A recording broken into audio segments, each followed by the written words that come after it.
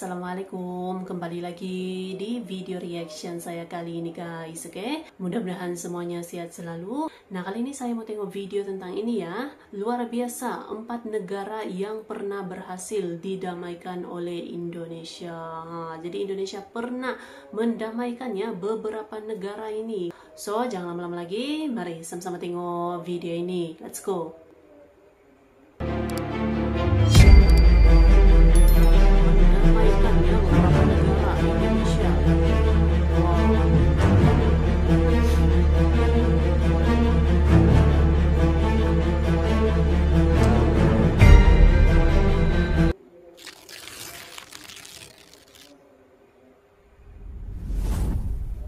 Halo sahabat Citizen. Kunjungan Presiden Jokowi menoreh sejarah dalam periode pemerintahan yang kedua dengan mengunjungi Ukraina dan Rusia. Jokowi mengunjungi kedua negara yang tengah bertikai itu dengan misi meretas jalan perdamaian. Sebagai salah satu pemimpin negara di kawasan Asia, lebih khususnya Asia Tenggara, lawatan Jokowi ke kedua negara itu dinilai sebagai terobosan, sebab perang antara Rusia dan Ukraina juga berdampak luas bagi negara lain.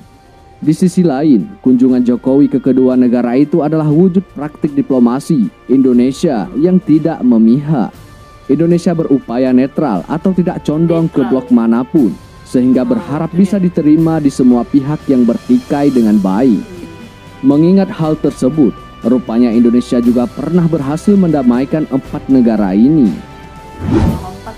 Nah, berikut ini 4 negara yang pernah didamaikan oleh Indonesia.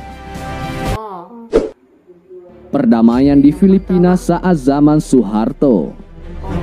Perdamaian Filipina berawal pada periode tahun 1980-an, saat Presiden Filipina Ferdinand Marcos berusaha mencari dukungan dari negara-negara Timur Tengah dan Indonesia untuk menyelesaikan konflik dengan bangsa Moro di Mindanao. Saat itu, Moro ingin merdeka dan memisahkan diri dari Filipina.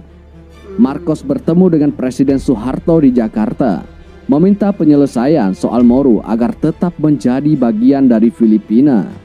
Soeharto menerima permintaan Marcos. Indonesia setuju untuk mendamaikan konflik dengan syarat bangsa Moro tetap menjadi bagian dari Filipina. Tahun 1989 disepakati otonomi daerah istimewa untuk kawasan Muslim di Mindanao. Namun hal itu tak lantas membuat konflik selesai. Pada tanggal 23 September tahun 1993, Presiden Fidel Ramos mengunjungi Presiden Soeharto di Jakarta, kembali meminta bantuan untuk menyelesaikan konflik di Mindanao. Akhirnya, perjanjian damai bisa diteken antara kedua pihak pada tahun 1996. Konflik perbatasan Thailand dan Kamboja. Indonesia sebagai ketua ASEAN menggelar informal ASEAN Foreign Minister Meeting atau pertemuan informal para menlu ASEAN dengan agenda tunggal pembahasan penyelesaian konflik Thailand dan Kamboja. Konflik kedua negara terjadi di satu kuil kuno di perbatasan kedua negara yang disengketakan. Dalam pertemuan itu membahas perdamaian Thailand dan Kamboja. Indonesia sebagai mediator tercapai ketika Menteri Luar Negeri Marty Natalegawa mampu mendamaikan kedua negara di PBB pada tanggal 14 Februari tahun 2011. Perdamaian konflik Kamboja dan Vietnam.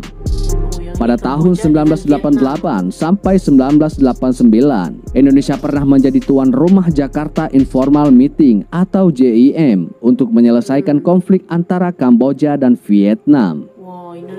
Pada saat itu, Indonesia berhasil memfasilitasi dan memediasi kedua negara yang sedang bermusuhan untuk bisa duduk bersama-sama, mendiskusikan, dan menyelesaikan konflik di antara mereka. Hasilnya, Vietnam menarik pasukannya dari Kamboja dan situasi damai di Kamboja tercipta.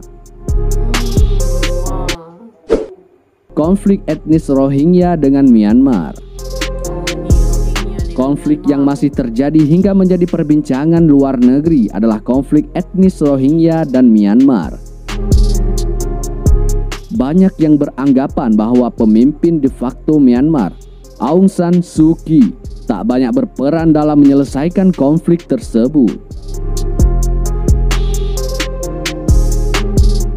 Indonesia turut membantu menyelesaikan masalah ini. Sudah beberapa kali Menteri Luar Negeri Retno Marsudi mengunjungi Myanmar dan Bangladesh untuk membicarakan perdamaian Myanmar dengan Rohingya. Pada 4 September tahun 2017, Menteri Retno mendesak pemerintah dan otoritas keamanan Myanmar untuk membuka akses masuk bagi pemberian bantuan kemanusiaan untuk mengatasi krisis yang terjadi di Rakhine State. Menlu Retno menyampaikan usulan Indonesia yang disebut Formula 4+1 untuk mengatasi krisis kemanusiaan di Myanmar. Yang pertama, mengembalikan stabilitas dan keamanan. Yang kedua, agar militer Myanmar menahan diri dan tidak menggunakan kekerasan. Yang ketiga, mendorong pemerintah Myanmar memberikan perlindungan kepada semua orang-orang yang berada di Rakhine State tanpa memandang suku dan agama. Yang keempat, membuka akses untuk bantuan keamanan.